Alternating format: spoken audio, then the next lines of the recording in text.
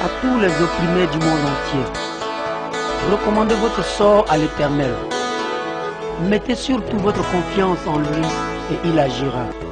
Sachez que quand Dieu permet le malheur, il faut glorifier son nom. J'ai foi et je crois à un lendemain meilleur pour la Côte d'Ivoire.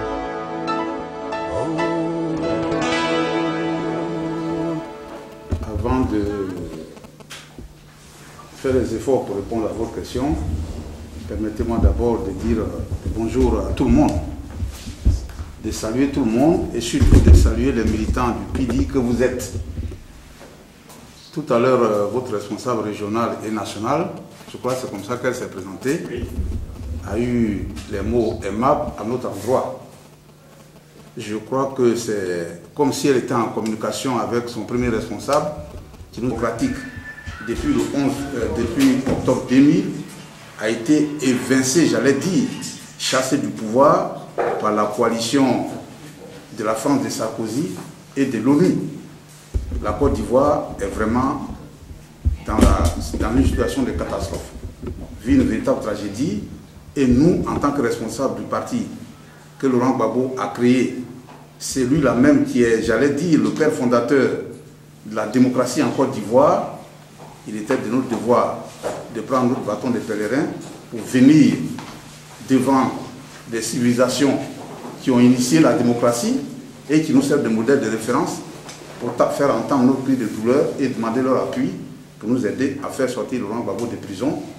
Parce que nous pensons que c'est un élément clé, c'est la charpente au niveau de la Côte d'Ivoire.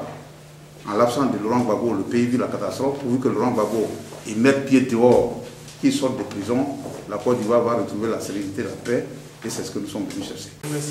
Che cosa pensate di fare? Qu'est-ce que vous pensez faire? Ce que nous pensons faire, c'est ce que nous sommes en train de dire. Et permettez que, avant d'aller plus loin avec vous dans mes propos, que je puisse saluer tout ce monde qui est là. Vous savez, l'adage chez nous le dit, et je crois que cela existe dans toutes les cultures et toutes les civilisations. Un naufragé, c'est-à-dire quelqu'un qui est en train de se noyer là. Lorsqu'il voit un gros caïman qui passe, il pense que c'est une souche. Pour lui, il suffit de regagner la berge. Si le caïman montre sa queue, il se jette sur la queue du caïman. Il ne se pose pas la question de savoir si c'est un arbre ou bien si c'est un morceau de pirogue qui passe. Il pense, dans son instinct de survie, que c'est quelque chose qui peut le sauver. Aujourd'hui, c'est cela.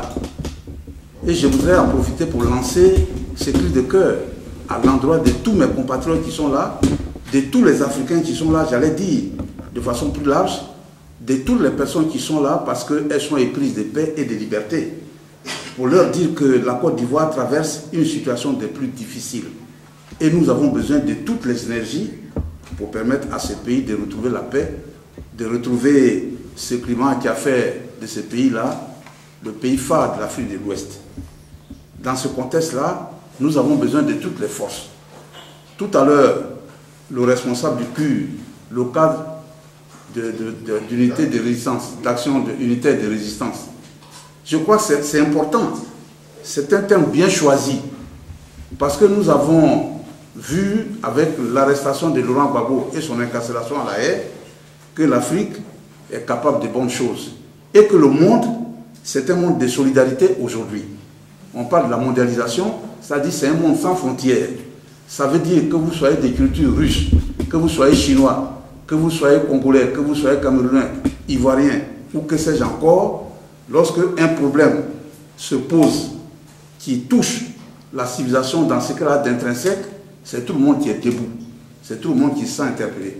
Aujourd'hui, le combat pour Laurent Gbagbo, ce n'est pas les seuls Ivoiriens qui mènent ce combat. C'est tout le monde. Je voudrais saluer donc tous les Ivoiriens de la diaspora qui battent le pavé par temps de neige, par temps de pluie et par temps de soleil, qui sont tout le temps debout, parce que c'est cela aussi la démocratie. On apprécie la force à travers la mobilisation. Ils se sont toujours mobilisés et cela commence aujourd'hui à porter ses fruits. Je voudrais, au nom de la direction du Front populaire ivoirien, les saluer.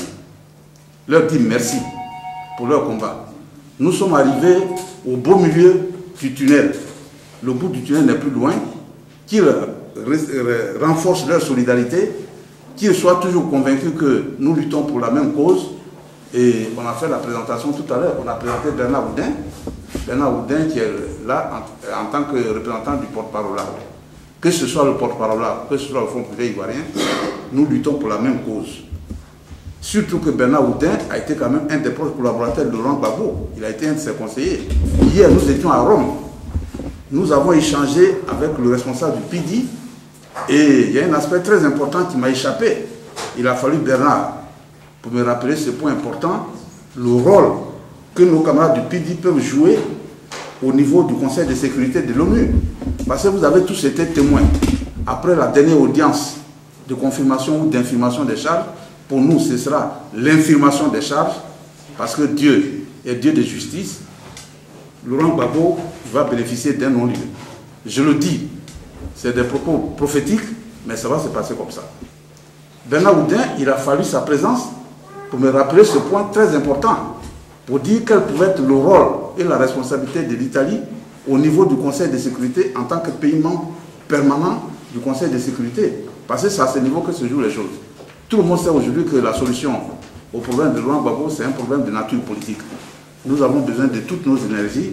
Je voudrais donc engager les uns et les autres, les unes et les autres, à se montrer solidaires pour conclure victorieusement le combat que nous avons commencé ensemble.